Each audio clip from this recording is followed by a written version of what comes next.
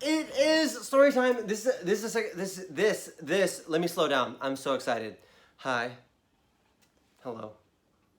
My name is Uncle Scotty. I happen to be today the host of Storytime with Uncle Scotty. We have our own mugs.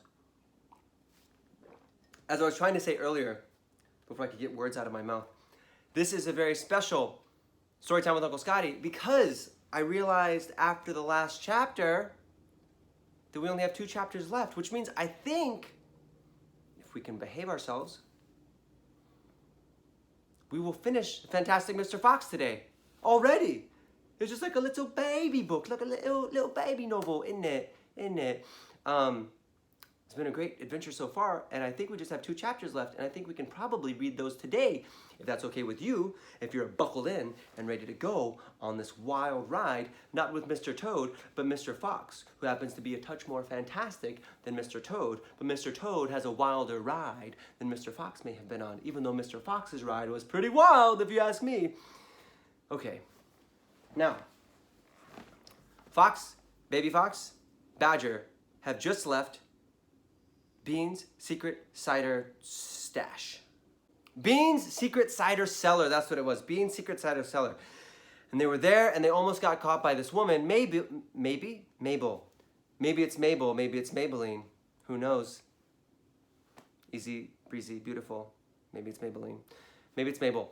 Mabel almost caught them. Mabel is the one who wants actually like the fox's tail or Mr. Fox's head in her bedroom. She almost caught them.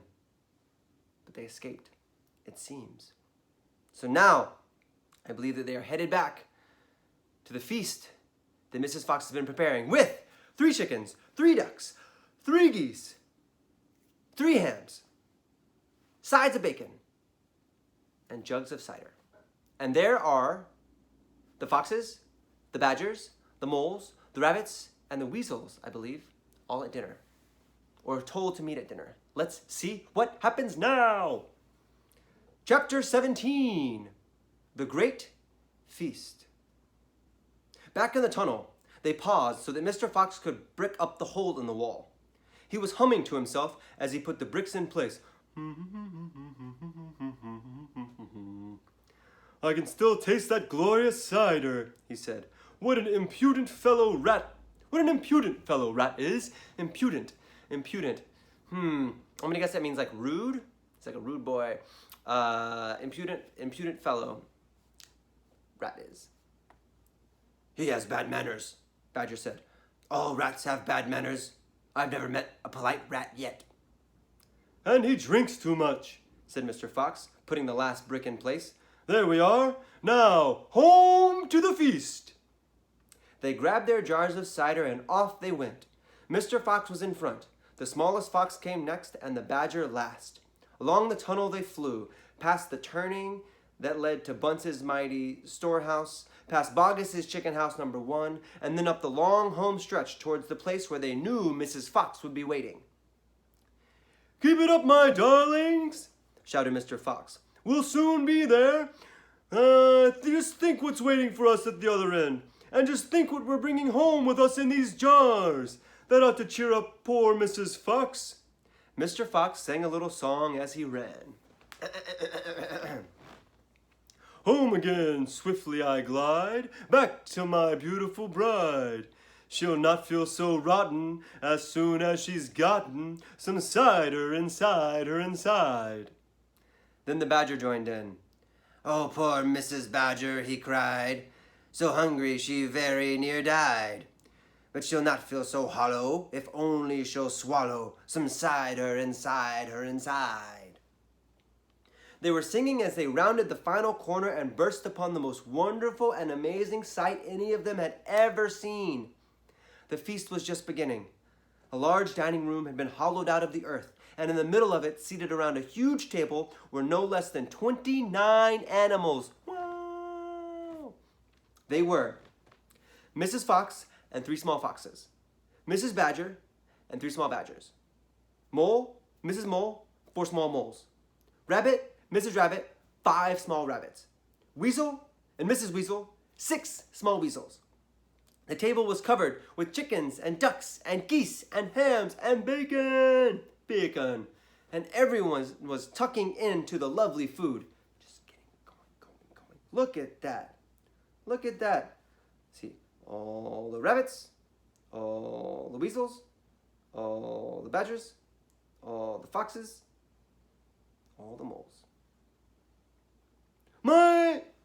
My darling, cried Mrs. Fox, jumping up and hugging Mr. Fox. We couldn't wait. Please forgive us. Then she hugged the smallest fox of all, and Mrs. Badger hugged Badger, and everyone hugged everyone else. Amid shouts of joy, the great jars of cider were placed upon the table, and Mr. Fox and Badger and the smallest fox sat down with the others. You must remember, no one had eaten a thing for several days. They were ravenous, hungry, so hungry, get to eat everything. So for a while, there was no conversation at all. There was only the sound of crunching and chewing as the animals attacked the succulent food.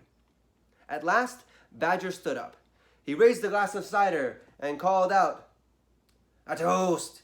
I want you all to stand and drink a toast to our dear friend who has saved our lives this day, Mr. Fox." "To Mr. Fox," they all shouted, standing up and raising their glasses. "To Mr. Fox, long may he live."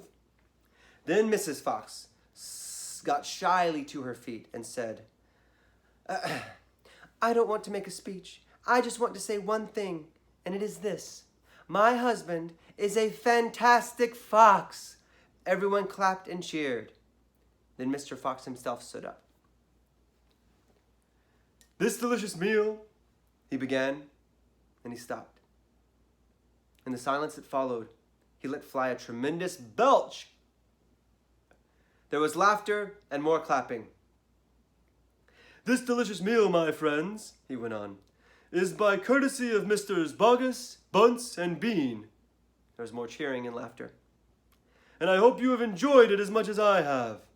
He let fly another colossal belch. "Wow, Mr. Fox, letting yourself go here." "Better out than in," said Mr. Badger. "Thank you," said Mr. Fox, grinning hugely. "But now, my friends, let us be serious. Let us think of tomorrow and the next day and the days after that. If we go out, we will be killed, right?" "Right," they shouted. "We'll be shot before we've gone a yard." "Exactly right," said Mr. Fox. "But who wants to go out, anyway? Let me ask you that. We are all diggers, every one of us. We hate the outside. The outside is full of enemies. We only go out because we have to get food for our families. But now, my friends, we have an entirely new setup. We have a safe tunnel leading to 3 of the finest stores of the world." We have our own mugs. Does Mr. Fox have his own mug? I just want to give a quick time out. Mr. Fox is describing my life right now.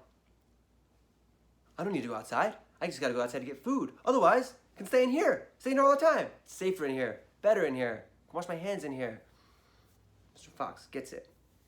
"We do indeed," said Badger. "I've seen them. We have these tunnels." "And do you know what that means?" said Mr. Fox. "It means that none of us will ever need to go out into the open again." There was a buzz of excitement around the table. "I therefore invite you all," Mr. Fox went on, "to stay with me here forever." "Forever!" they cried. "My goodness, how marvelous!" And Rabbit said to Mrs. Rabbit, "My dear, just think, we're never going to be shot at again in our lives." "We will make," said Mr. Fox, "a little underground village with streets and houses on each side. Separate houses for badgers and moles and rabbits and weasels and foxes. And every day I will go shopping for you all. And every day we will eat like queens and kings." The cheering that followed this speech went on for many minutes.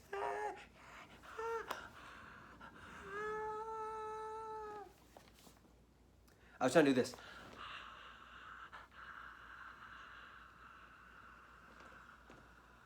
Because everybody's so excited. Wow. Chapter 18. Still waiting.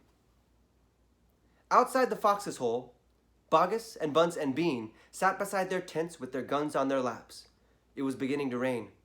Water was trickling down the necks of the 3 men and into their shoes. "He won't stay down there much longer now," Bogus said. The brute must be famished, Bunce said. That's right, said Bean. He'll be making a dash for it any moment. Keep your guns handy. They sat there by the hole, waiting for the fox to come out.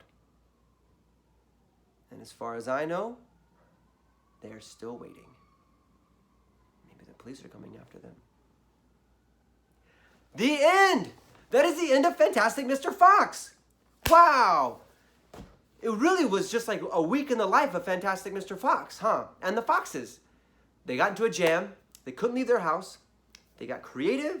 They came up with solutions to get food, to connect with their friends, to entertain themselves, to take care of themselves.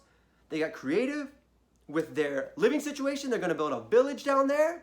So it's all they ever need. And they'll be safe and sound from the outside. That's nice. Good way to end. Okay, I have been your host, Uncle Scotty. For Storytime with Uncle Scotty, thank you for joining us for this final episode of Fantastic Mr. Fox. We will be back tomorrow with what? A brand new book. A B&B, brand new book. Thank you for checking us out and supporting us on Patreon. Thank you for liking these videos and subscribing if you can, for telling people if you would like to. Anybody, just tell anybody, hey, do you know about Storytime with Uncle Scotty? Sorry, I didn't mean to do it. Kidding, don't do that. Okay, that's it. I'm just excited and thankful to be here with you, and that's it. So I will see you next time. Bye.